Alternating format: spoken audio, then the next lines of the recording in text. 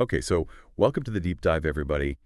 Uh, Today we're diving into a story, a case that has just really captivated global attention for, what is it, almost 2 decades now, the disappearance of Madeleine McCann.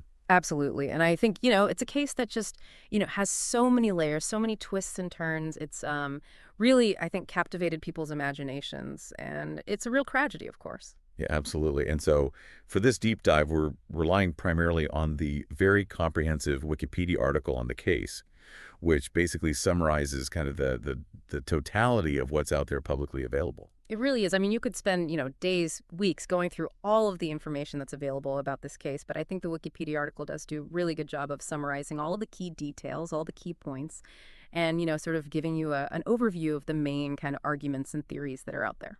Yeah, I think our mission here is to really try to just uh, sift through the massive amounts of information and really get to the core of it.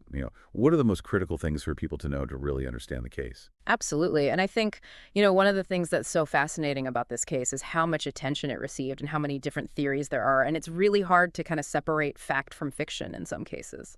Yeah, well, let's start with the facts. Yeah. And the most basic of those is just, who is Madeleine McCann? Sure. So Madeleine Beth McCann was born on the 12th of May, 2003. So at the time of her disappearance, she was 3 years old. She had blonde hair, blue-green eyes, and a couple of distinguishing features. She had a brown spot on her right iris and a small birthmark on her left leg. And so this all takes place during a family vacation. The McCanns, Kate and Jerry McCann, were staying at the Ocean Club Resort in Praia da Luz in Portugal.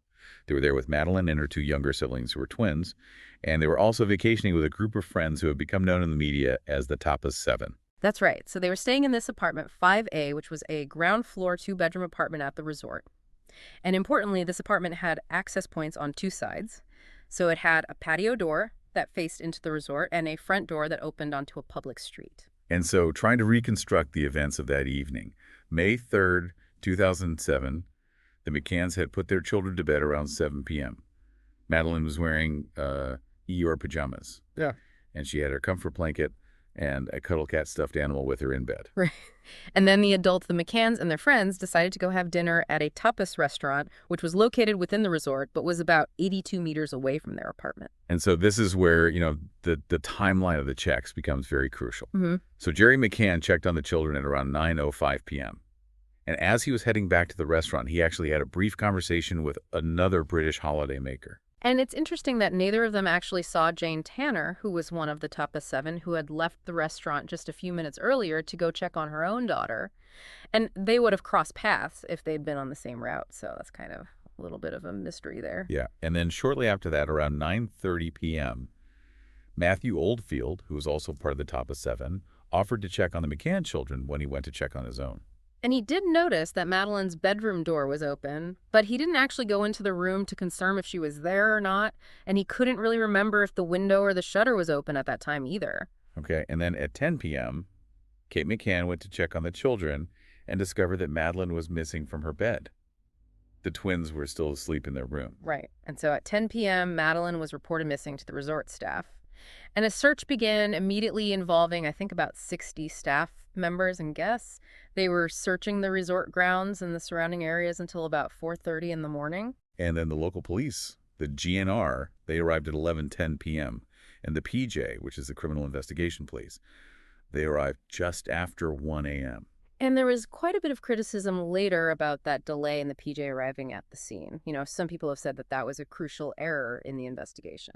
Right. And in the days and weeks that followed, there were a number of reported sightings that got a lot of attention. The first one was what became known as the Tanner sighting, which happened at around 9:15 p.m. Jane Tanner reported seeing a man carrying a child away from the McCann's apartment. Right, and this sighting was initially considered quite important because the man was seen walking in the general direction of Robert Murat's house, who became, a key suspect in the case.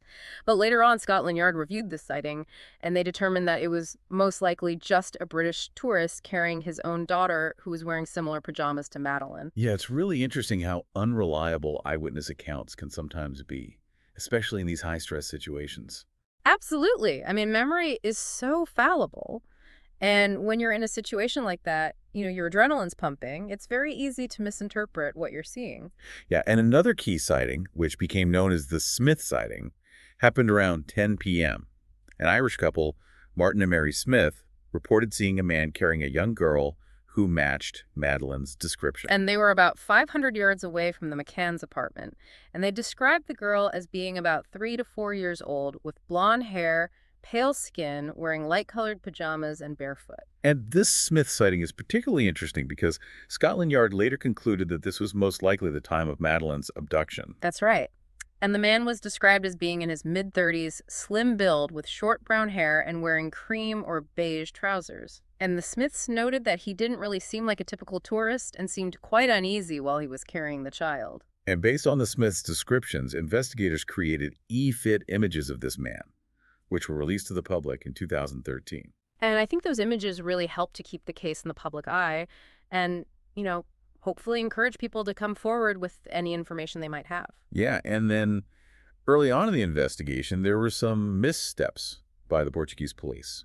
They didn't immediately alert border or marine police, and they didn't conduct any house-to-house searches right away. And they didn't set up roadblocks until the following morning. And then there's also the issue of the crime scene itself.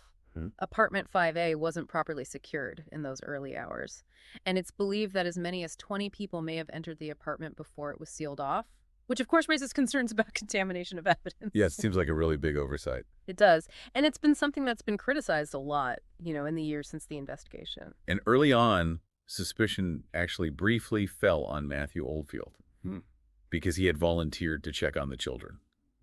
The Portuguese police found that offer to be suspicious.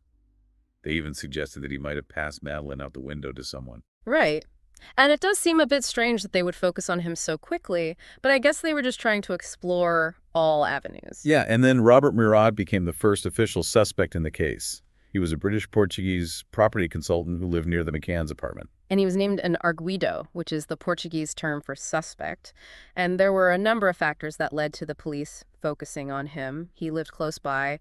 He was seen by some of the top 7 in the area around the time of Madeleine's disappearance.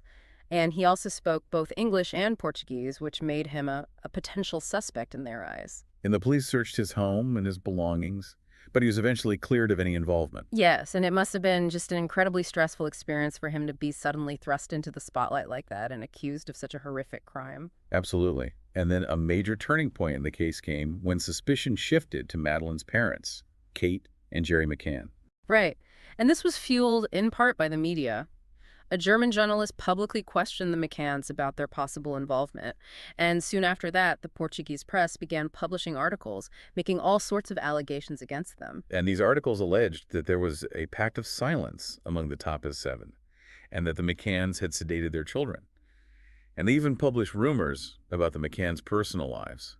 And it's really important to stress that these allegations were never substantiated by any evidence, and it really highlights how easily public opinion can be swayed by these sorts of salacious stories. And then there was the whole issue of the shutter on Madeleine's bedroom window. There were conflicting accounts about whether it could be opened from the outside. Kate McCann said it was closed when Madeleine was put to bed, but open when she was discovered missing. Right. And Jerry McCann initially thought he had closed the shutter after being alerted, but then realized it could only be opened from the outside. But the police maintained that the shutter couldn't be opened without force, and there were no signs of forced entry. So it's one of those details that just adds to the mystery of the case. Yeah, and all of this led the Portuguese police to develop the theory that Madeleine had died in the apartment, possibly as a result of an accident, and that her parents had covered it up. And this became their main working theory. And it led to a lot of tension between the McCanns and the Portuguese authorities. Yeah, and then another key development was the arrival of British sniffer dogs. Right. They brought in these 2 specialist dogs, Keela, who is trained to detect the scent of blood, and Eddie, who is a cadaver dog. And both dogs gave alerts in the McCann's apartment. Eddie also alerted on Madeleine's cuddle cat toy, and both dogs gave alerts in the McCann's rental car. Right, and these alerts were taken as evidence that Madeleine had died in the apartment and that her body had been transported in the car. And after that, hair and fiber samples were collected and sent to the UK for DNA analysis. Right, and they used this technique called low copy number DNA testing, which can analyze very small samples of DNA, but it's also quite a controversial technique because it's prone to contamination. Yeah, and the DNA results were inconclusive. A sample taken from the car boot was said to contain 15 out of 19 of Madeleine's DNA components. But the lab concluded that there were multiple contributors to the sample, so it was impossible to say for sure whether the DNA was Madeleine's. Right, and despite the inconclusive nature of the DNA evidence, the Portuguese police named the McCanns as arguidos in September 2007. And they even reportedly offered Kate McCann a deal. If she admitted that Madeleine had died accidentally and that they had hidden her body, she might receive a lighter sentence. Which is just a shocking thing to think about. It really is. And of course, Kate McCann refused. And understandably so. I mean, it's just such a terrible situation to be in. Yeah, and the media coverage at this time was absolutely relentless. There were headlines claiming a 100% DNA match and even reports of a corpse in the McCann's car. And all of this was based on leaks from the Portuguese police, and it turned out to be completely inaccurate. Yeah, and eventually the McCanns returned to the UK. They were still technically suspects in Portugal, but the focus of the investigation had very much shifted to them. Right. And in 2011, Scotland Yard launched their own independent inquiry into Madeleine's disappearance. It was called Operation Grange. And the lead investigator on Operation Grange stated that they were treating the case as a criminal act by a stranger.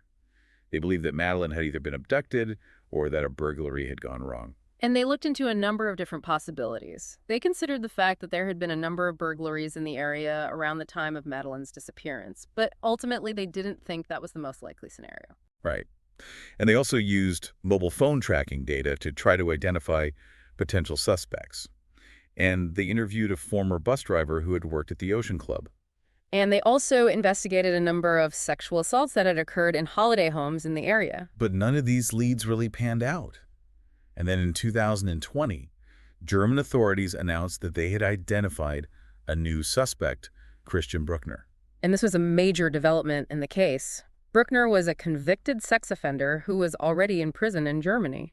And the German prosecutors said that they had concrete evidence against him, although they haven't actually filed any charges yet. Right. There have been some legal complications because of the different jurisdictions involved. And at the time of Madeleine's disappearance, Bruckner was living in a camper van in the Algarve region of Portugal. And the police have carried out searches of properties linked to Bruckner, including an allotment in Germany and an area near the Arade Dam in Portugal. And they've also analyzed his phone records, and they've said that his phone was near the Ocean Club around the time that Madeleine disappeared. And so he remains the prime suspect in the case, but he hasn't been charged with anything yet. And over the years, there have been many other potential leads and persons of interest. Right. There was Raymond Hewlett, who was a British pedophile who died in 2010. And there were a couple of jailed pedophiles who had connections to the Canary Islands. And there was a man from Northern Ireland who was living near Praia da Luz at the time. And even Clement Freud, the broadcaster, was briefly mentioned in connection with the case. But none of these leads ever amounted to anything. And then, of course, there's the media and public reaction to the case, which has been extraordinary. It's been called the most heavily reported missing person case in modern history. And the coverage has been intense and often very intrusive. The McCanns have been subjected to a lot of scrutiny and criticism. And they've also been the target of a lot of false and defamatory allegations. And they've taken legal action against a number of newspapers and media outlets. And there was even a case of a woman who was trolling them online. And then in 2019, Netflix released a documentary series about the case, which the McCanns chose not to participate in. So it's a case that has really captured the public imagination and generated a lot of debate and discussion. And it's a case that still hasn't been solved. So where do things stand now? Well, the German authorities are still investigating Christian Bruckner, and they're hoping to be able to charge him at some point. But there are still some legal hurdles to overcome. And the McCanns are still searching for answers. They haven't given up hope of finding Madeleine. And so the case remains open. And it's a reminder that even in the age of technology and instant communication, these mysteries can still happen. Absolutely, and it's a story that continues to resonate with people all over the world. And it raises questions about the nature of truth and justice and the power of the media. And it also reminds us of the importance of never giving up hope.